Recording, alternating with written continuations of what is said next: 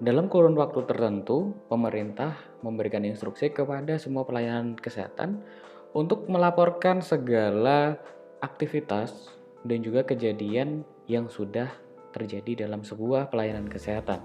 Ini adalah video infografis tentang stunting atau balita pendek yang sudah dirilis oleh Kementerian Kesehatan Republik Indonesia.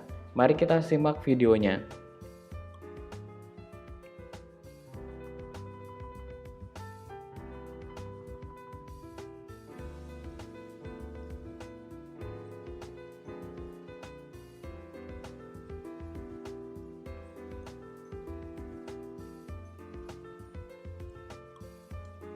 Nah, di sini dijelaskan situasi balita pendek atau stunting yang ada di Indonesia.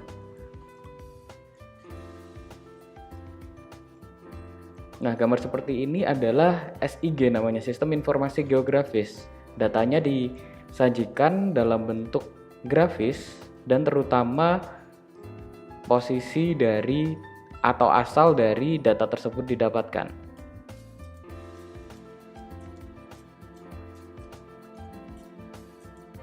Dilakukan juga mapping terhadap tahun kejadian dari peristiwa tersebut.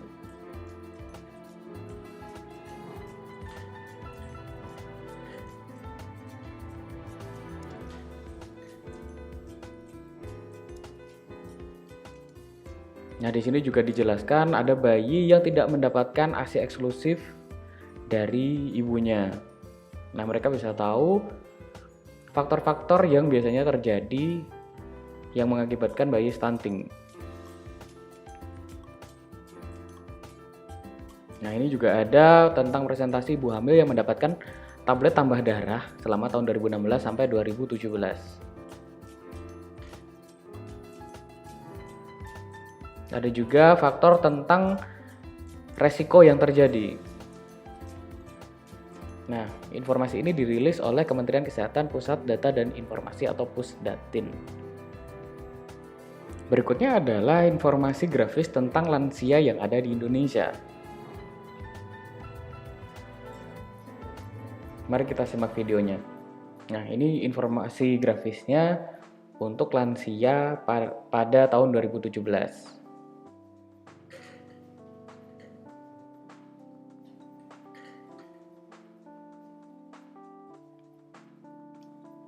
Jangan lupa ini adalah SIG ya, contoh dari sistem informasi geografis.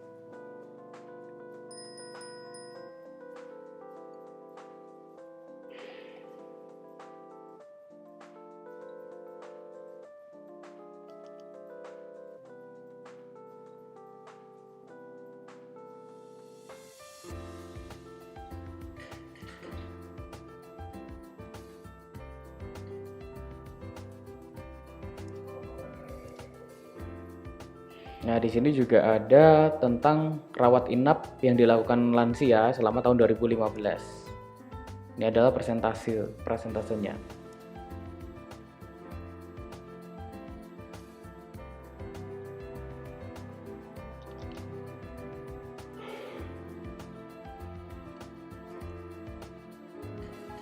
Di situ tadi sudah dijelaskan dan juga dipaparkan bahwa banyak sekali data-data yang sudah dilaporkan dari pelayanan kesehatan ke kementerian. Tadi untuk sumbernya juga ada dari BPS atau Badan Pusat Statistik yang berhubungan dengan lansia. Kemudian dari kementerian mereka mengolah secara baik dengan metode yang baik yang nantinya itu akan menghasilkan informasi yang sangat berguna. Apabila informasi tersebut didapatkan, maka akan mengetahui langkah selanjutnya yang harus dilakukan negara terhadap kondisi kesehatan yang ada di Indonesia. Jadi sepenting itu sisi dari data kesehatan di pelayanan kesehatan.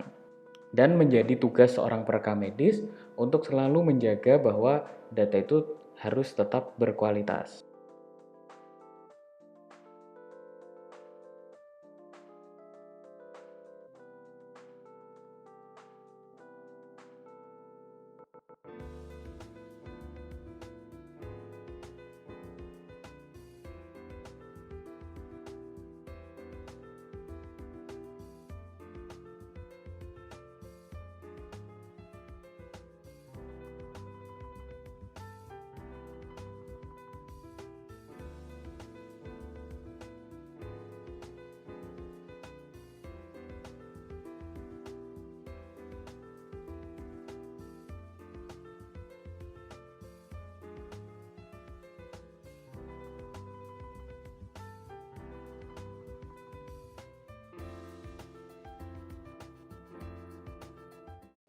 Selamat pagi, selamat siang, dan selamat sore.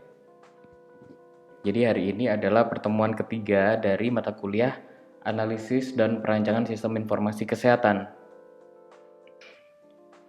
Untuk topik pembahasan yang akan kita bahas hari ini adalah konsep data. Langsung saja masuk di indikator pertemuan kita. Yang pertama, mahasiswa mampu memahami dan menjelaskan konsep dasar data dan informasi. Yang kedua, mahasiswa mampu memahami dan menjelaskan data dan informasi dalam sistem informasi kesehatan. Yang ketiga, mahasiswa mampu memahami dan menjelaskan karakteristik dan klasifikasi data dan informasi. Mari langsung saja kita ke materinya. Yang pertama, konsep data dan informasi. Data adalah fakta tentang sesuatu di dunia nyata yang direkam dan disimpan dalam media komputer. Basis data adalah koleksi dari data-data yang terorganisir sedemikian rupa sehingga data mudah disimpan dan dimanipulasi, diperbarui, dicari, diolah dengan perhitungan-perhitungan tertentu, dan dihapus. Informasi adalah data yang telah diolah sedemikian rupa sehingga memiliki makna tertentu bagi penggunanya. Oke, baik, misalkan kalau kita ibaratkan data. Saya memiliki data.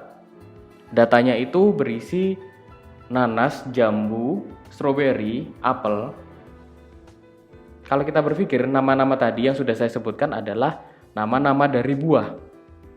Nah, proses berpikir kita adalah proses pengolahan dari data itu tadi.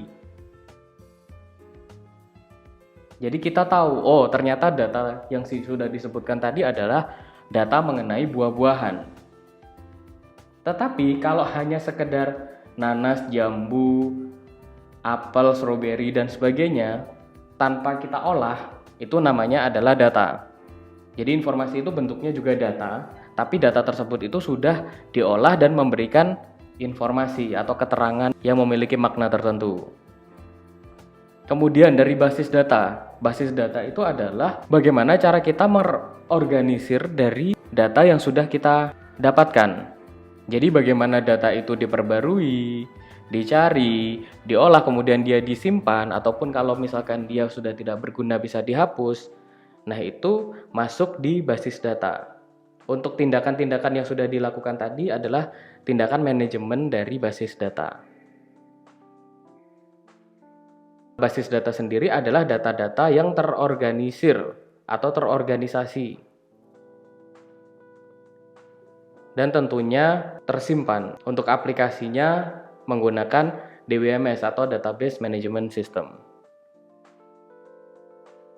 Konsep data dan informasi ada 3 macam.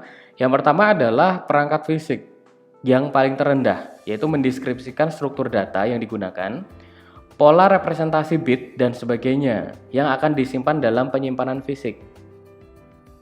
Sebuah data itu pasti memiliki metadata, struktur data. Kalau metadata itu lebih cenderung panjang dari data, tipe dari data, kemudian ukuran dari data.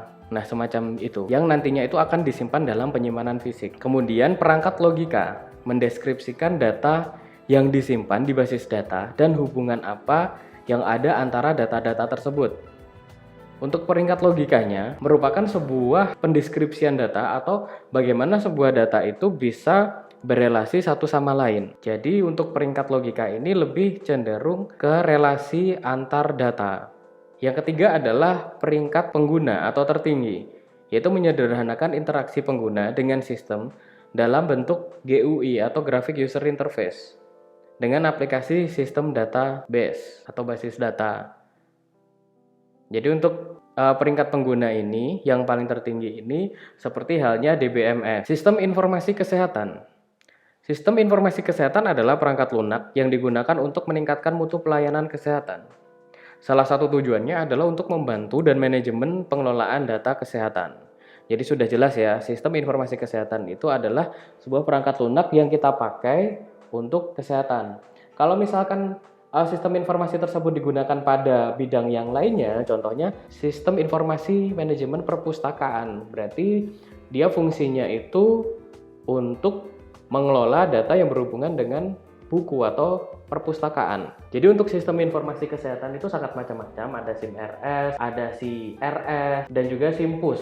Kalau SIM-PUS digunakan untuk puskesmas. Kalau misalkan CRS, sistem informasi rumah sakit, itu digunakan untuk memberikan informasi saja. Tapi kalau misalkan ada tambahannya manajemen, SIM-RS itu fungsinya untuk memanajemen. Dia bisa menyimpan, menghapus, dan juga mengelola data untuk menghasilkan informasi yang biasanya berupa laporan. Tujuan dari sistem informasi kesehatan, yang pertama meningkatkan manajemen pelayanan kesehatan. Yang kedua mengetahui tingkat status kesehatan masyarakat. Yang ketiga, sebagai dasar evidence base bagi sistem kesehatan. Yang keempat adalah sebagai dasar dalam proses pengambilan keputusan dalam manajemen kesehatan. Yang pertama, meningkatkan manajemen pelayanan kesehatan. Yang mulanya data itu dikolek menggunakan model yang manual atau modelnya adalah paper base. Dengan adanya sistem informasi kesehatan, maka data itu bisa terdigitalisasi. Apa gunanya? Apa manfaatnya? Manfaatnya bisa meminimalisir tempat penyimpanan data. Yang kedua, bisa mencegah data itu untuk rusak, misalkan jatuh, sobek karena dia bentuknya kertas, bisa terbakar dan sebagainya. Kemudian, mengetahui tingkat status kesehatan masyarakat.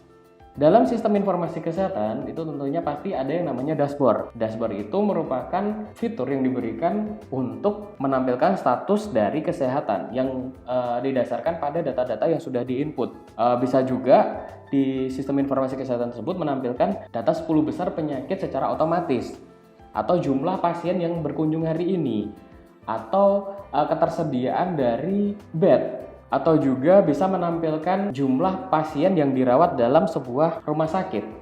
Yang ketiga, sebagai dasar evidence base bagi sistem kesehatan. Jadi bisa juga digunakan sebagai evidence base atau bukti dari pelayanan kesehatan yang diberikan. Evidence base ini juga dapat membantu rumah sakit dalam melakukan klaim dari asuransi pasien yang sudah berobat di rumah sakit. Yang keempat, sebagai dasar dalam proses pengambilan keputusan dalam manajemen kesehatan. Misalkan ini hubungannya masih sama yang nomor 2 tadi, mengetahui tingkat status kesehatan masyarakat.